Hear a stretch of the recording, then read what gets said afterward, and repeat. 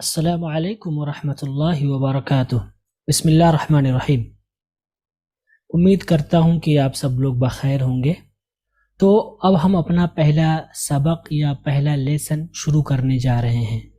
आज के इस पहले लेसन में हम सीखेंगे लेटर के बारे में, वर्ड के बारे में और सेंटेंस के बारे में। देखिए, लेटर, वर्ड या सेंटेंस, जिसे हम उर्दू में हर्फ, लफ्ज़ या जुमला कहते हैं, ये किसी भी ज़ुबान के अहम जुज़ होते हैं। इनके बिना कोई भी ज़ुबान नहीं होती है। कोई भी ज़ुबान हो, ख़्वाह वो इंग्लिश हो या अरबी हो या हिंदी हो या उर्दू हो, कोई भी ज़ुबान हो, वो इन्हीं तीनों चीज़ों से मिलकर बनती है। ठीक है, मिसाल के तौर पर मैं जो बात कर रहा हूँ आपसे, ये जुमलों, कलिमात और हुरूफ से मिलकर मेरी बात बनकर आपके सामने आ रही है। तो ये मामला हर ज़ुबान के साथ है। कोई भी बात हो वो जुमलों से मिलकर बनती है, और कोई भी जुमला हो वो कलिमात से मिलकर बनता है, और कोई भी कलिमा हो वो हुरूफ से मिलकर बनता है। मिसाल के तौर पर अगर मैं कहूँ, मैं अपने घर जा रहा हूँ, मैं अपने घर जा रहा हूँ, तो ये क्या है? ये पूरा एक मुकम्मल जुमला है। और जुमले के बारे में मैंने क्या बताया? जुमला कलिमात से मिलकर बनता है। अब हम अगर इस जुमले में गौर करें तो हमें क्या समझ में आ रहा है? हमें ये समझ में आ रहा है कि मैं ये एक कलिमा है, अपने ये दूसरा कलिमा है, घर ये तीसरा कलिमा है, जा रहा ये चौथा कलिमा है, हूँ ये पांचवा कलिमा है। तो इन पांचों कलिमात से मिलकर ये मेरा जुमला बनकर आपके सामने आया, मैं अपने घर जा रहा हूँ। अब अगर हम एक कलिमे की बात करें, मैं की बात करें या अपने की बात करें, तो इसमें आपको दिखेगा कि इसमें ये हुरूफ से मिलकर बना है। ठीक है, तो इसमें मीम है, या है, नुगुन्ना है। अगर इसकी बात करें तो अलिफ है, पा है या पे है, नून है और बड़ी या है। ठीक है, तो इस तरह से जो भी यहाँ पे है, घर जा रहा हूँ, ये सब के सब हुरूफ से मिलकर बने हैं।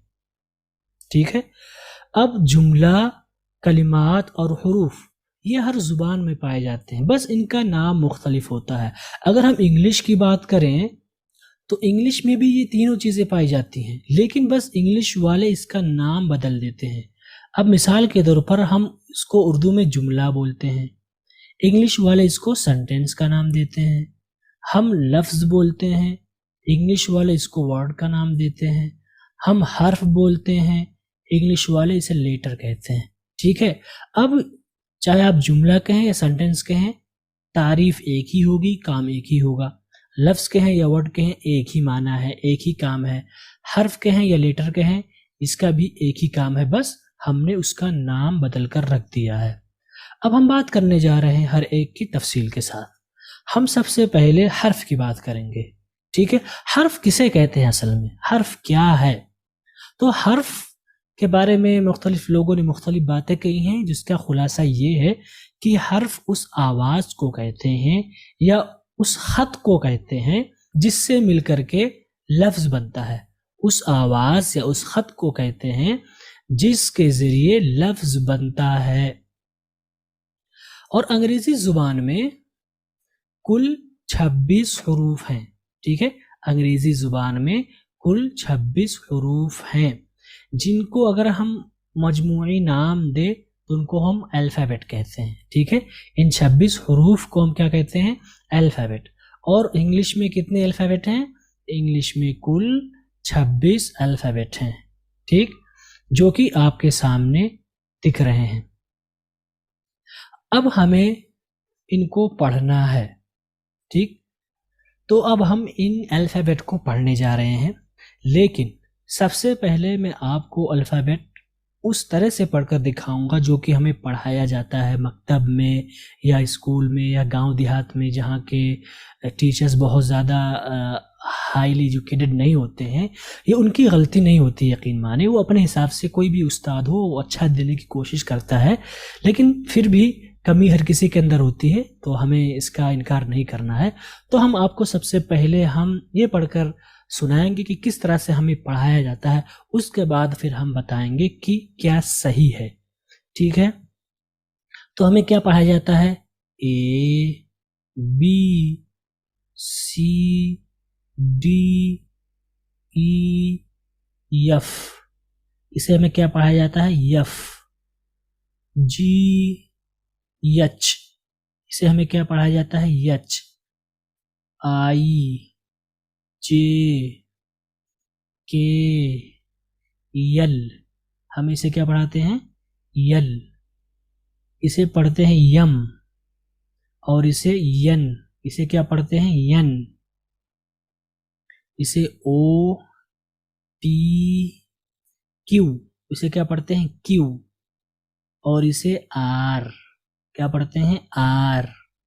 और इसे पढ़ते हैं यस, इसे क्या पढ़ते हैं? यस। इसे पढ़ते हैं टी, क्या पढ़ते हैं? टी।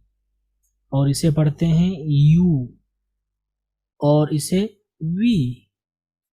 और इसे हमें क्या पढ़ाते हैं? डब्लू, क्या पढ़ाते हैं? डब्लू। इसे हम पढ़ते हैं यक्स, क्या पढ़ते हैं हम? यक्स।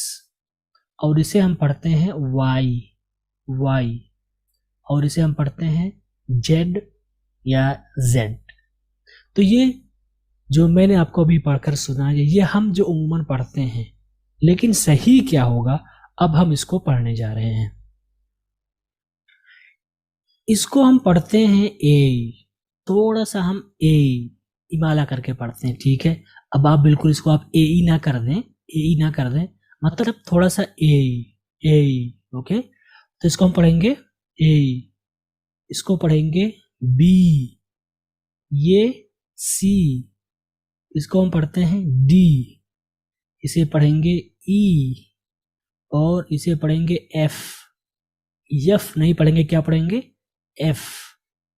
इसे पढ़ेंगे जी, इसे पढ़ेंगे एच।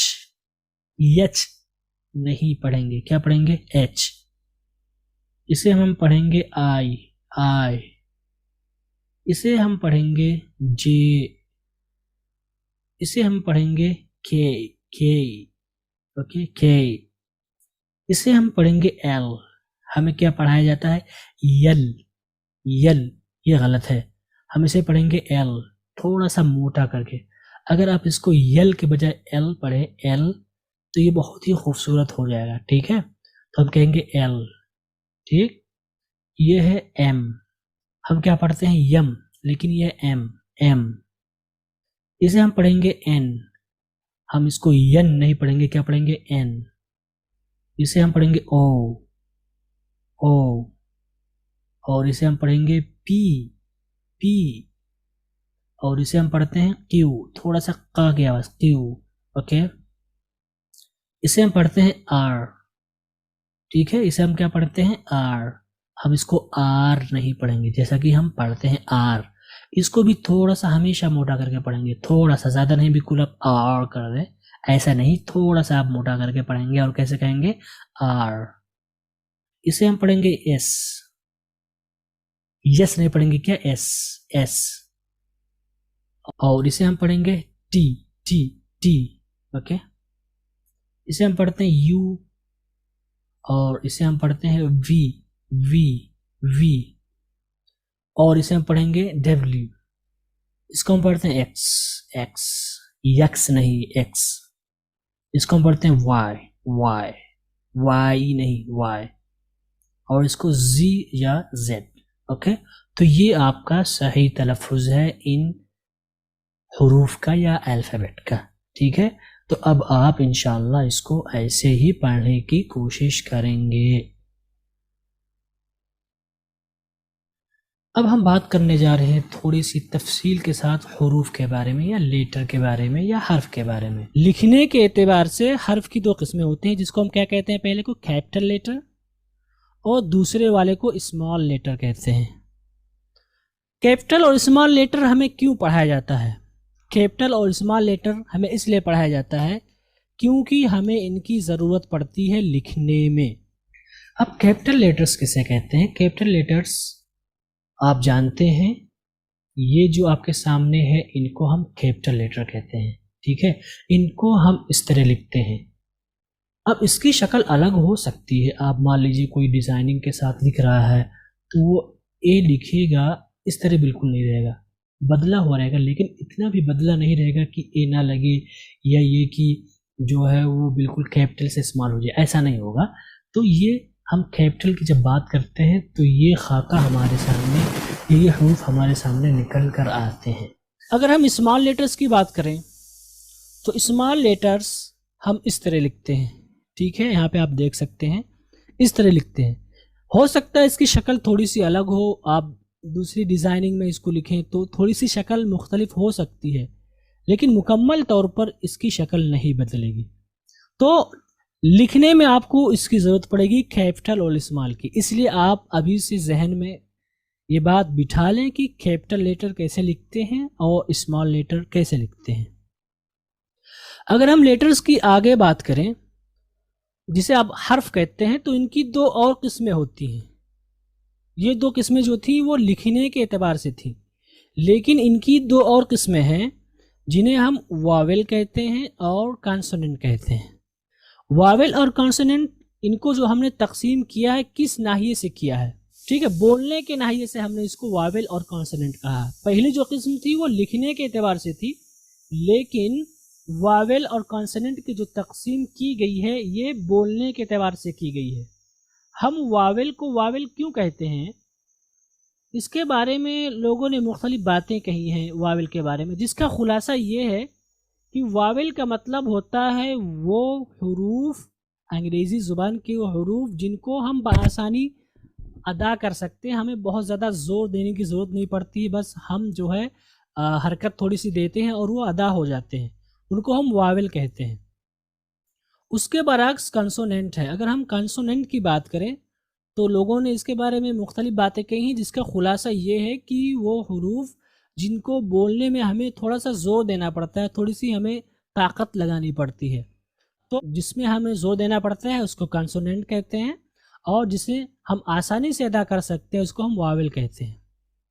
अब यहाँ पे सवाल एक ये है कि हम वावेल और कंसोनेंट की हमें कब ज़रूरत पड़ेगी, हम क्यों इसको हमारे लिए जानना ज़रूरी है। तो इसका जवाब ये है कि वावेल और कंसोनेंट का जानना बहुत ज़रूरी है। इसकी ज़रूरत आपको लिखने में भी पड़ेगी और बोलने में भी पड़ेगी। ख़ास तौर पर इसकी ज़रूरत हमें जब हम ए लिखते हैं, अगर आपने सुन रखा होगा ए या एन, ठीक है, इसका इस्तेमाल आपको बहुत ज़्यादा पड़ेगी, ठीक है। तो वावेल और कंसोनेंट की अगर हम बात करें तो इनका जो है ताल्लुक़ ए और एन से बहुत ज़्यादा है, तो इसलिए वावेल और कंसोनेंट का हमारे लिए जानना ज़रूरी है, इसीलिए लोग जो है हमें पढ़ाते हैं। तो हम इसके बारे में तफसील से पढ़ेंगे कि ए का इस्तेमाल कब करेंगे और एन का इस्तेमाल कब करेंगे, लेकिन यहाँ पर आपको जो जानना है वो ये है कि आप ये जानें कि बोलने के एतबार से अंग्रेज़ी लेटर या हुरूफ के कुल कितनी किस्में हैं। तो वो दो किस्में हैं, वावेल जिसको हम आसानी से अदा कर सकते हैं, कॉन्सोनेंट जिसको हम थोड़ी हमें मेहनत देनी पड़ती है, मेहनत करनी पड़ती है।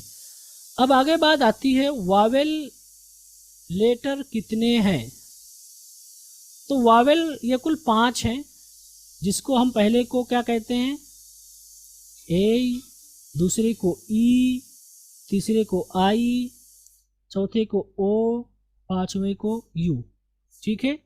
ये 5 हुरूफ हैं, ये 5 लेटर हैं जिनको हम वावेल का नाम देते हैं। अगर हम कंसोनेंट की बात करें तो ये इन 5 को छोड़ के कंसोनेंट कहलाएंगे, जो कि कुल 21 होंगे, ठीक है। ये ऐसे हुरूफ हैं या ऐसे लेटर हैं जिनको बोलने में हमें थोड़ी सी मेहनत लगती है, हमें ज़ोर देना पड़ता है, इसलिए हम इसको कंसोनेंट लेटर कहते हैं। ये सारी बातें किसके बारे में हैं, ये सारी बातें थी लेटर्स के बारे में, जिसको हमने आपको तफसील से बताया। अब हम बात करने जा रहे हैं लफ्ज़ या कलीमा की। लफ्ज़ या कलिमा किसे कहते हैं? लफ्ज़ या कलिमा कहते हैं हरूफ के मजमूए को, दो या दो से ज़ायद हरूफ के मजमूए को हम लफ्ज़ कहते हैं जिनका कोई माना हो। ठीक है, तो अगर दो हर्फ मिल जाएं या तीन हर्फ मिल जाएं या उससे ज़्यादा मिल जाएं तो उनका कोई माना निकल कर अगर आ जाए तो उसको हम क्या कहेंगे? लफ्ज़ या कलिमा कहेंगे। जैसे कि मिसाल के तौर पर बर्ड है, BIRD। ठीक है, ये इसमें हुरूफ पाए जा रहे हैं। इसमें हुरूफ कौन कौन से हैं?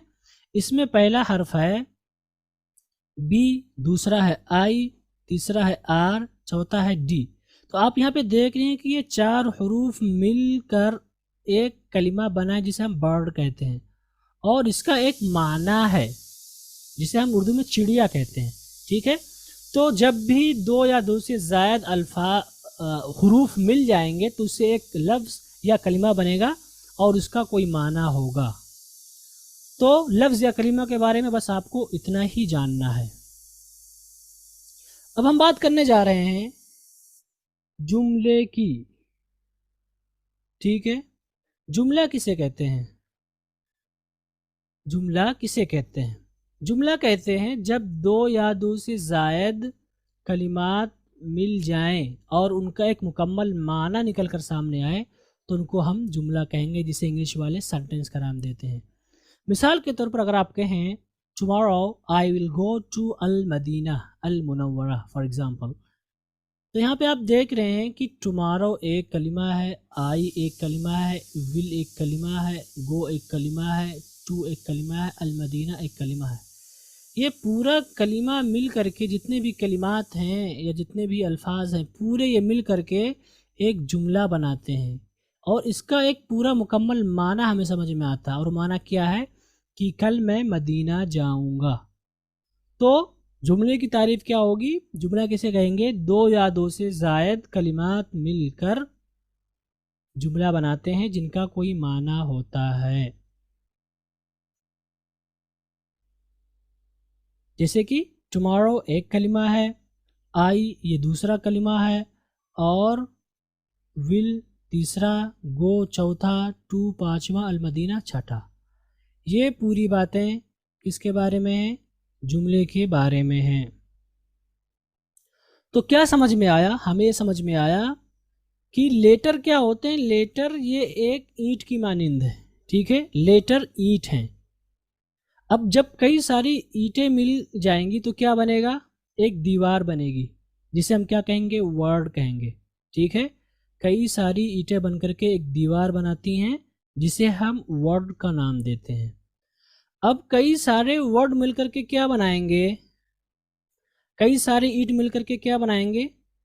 मान लीजिए कई सारी दीवारें मिलकर के क्या बनाएंगी? एक पूरा कमरा बनाएंगी। ठीक है, दीवारें मिलकर के क्या बनाएंगी? कमरा बनाएंगी, जिसे हम क्या कहेंगे? सेंटेंस कहेंगे। और कई सारे कमरे मिलकर के क्या बनाएंगे? घर बनाते हैं। राइट, कई सारे कमरे मिलकर के घर बनाते हैं। तो यही इसकी ख़ास बात है। यही इस फोटो के ज़रिए आपको समझ में आ जाएगा कि क्या है। तो ईंट ये लेटर की तरह है, या लेटर ईंट की तरह है, और वर्ड ये दीवार की तरह है, और सेंटेंस ये एक रूम की तरह है, और जो सेंटेंस मिलकर बनता है ये पूरा घर की तरह, जिसे हम अपनी बात कहते हैं। ठीक है, तो इन सारी चीज़ों को मिला करके हमारी एक पूरी बात बनती है जो हम सुनते हैं, समझते हैं, पढ़ते हैं या लिखते हैं। अब हम आपको खुलासा बताना चाहेंगे। खुलासा क्या है जो कुछ हमने पढ़ाया? खुलासा वो ये है कि हमने आज के बारे में क्या बात की? लेटर के बारे में बात की, वर्ड के बारे में बात की, और सेंटेंस के बारे में बात की। ठीक है, हर्फ के बारे में मैंने क्या बताया? हर्फ के बारे में मैंने बताया कि वो आवाज़ या वो ख़त, ठीक है, जिनको इंसान बोलता है या जिनको लिखता है और एक शक्ल देता है, उनको हम हर्फ कहते हैं। और ये किसी भी ज़ुबान का सबसे कम दर्जे का सबसे छोटा जुज़ होता है। हर्फ के माने क्या बताया था? लिखने के एतबार से हुरूफ की दो किस्में होती हैं। पहले को स्मॉल लेटर्स कहते हैं, दूसरे को कैपिटल लेटर्स कहते हैं, और इनकी ज़रूरत हमें लिखने में पड़ती है, जैसा कि हम आगे सीखेंगे। आगे मैंने क्या बताया कि लेटर्स की दूसरी किस्म होती है, लेकिन ये तलफ़ुज़ या बोलने के एतबार से होती है, जिसको हम वावेल लेटर्स कहते हैं, दूसरे वाले को कंसोनेंट लेटर्स कहते हैं। इनकी ज़रूरत कहाँ पड़ती है? इनकी ज़रूरत हमें सीखने लिखने में भी पड़ती है और बोलने में भी पड़ती है, ख़ास तौर पर ए और एन का इस्तेमाल करने में। वावेल लेटर्स किसे कहते हैं? वावेल लेटर्स उन हरूफ को कहते हैं जिनको हम बआसानी अदा कर सकते हैं, हमें कोई दिक्कत नहीं होती, ज़ोर नहीं देना पड़ता है। कंसोनेंट लेटर्स किसे कहते हैं? कंसोनेंट लेटर्स कहते हैं उन हरूफ को जिनको बोलते वक्त हमें थोड़ी सी मेहनत करनी पड़ती है, थोड़ी सी दिक्कत का सामना करना पड़ता है। आगे मैंने क्या पढ़ाया? आगे मैंने पढ़ाया लफ्ज़ किसे कहते हैं। लफ्ज़ के बारे में मैंने बात की कि दो या दो से ज़ायद हरूफ जब मिल जाते हैं तो उनका एक माना निकल कर आता है जिन्हें हम लफ्ज़ कहते हैं। उसके बाद हमने बताया सेंटेंस के बारे में कि सेंटेंस किसे कहते हैं। सेंटेंस कहते हैं जब दो या दो से ज़ायद अल्फाज एक साथ मिल जाएं और उनका एक मुकम्मल माना निकल कर सामने आ जाए तो उनको हम कहेंगे सेंटेंस।